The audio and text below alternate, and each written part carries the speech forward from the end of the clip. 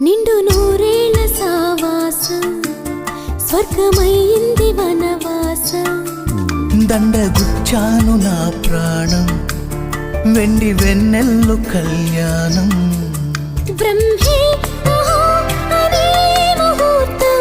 కనుల ముందుందిలే జగమే అలా ఇలా ఉయ్యాలై ఊగి మురిసిందిలే నిండు నూరేళ్ల సావాసం స్వర్గమైంది వనవాసం దండగుచ్చాను నా ప్రాణం వెండి వెన్నెల్లు కళ్యాణం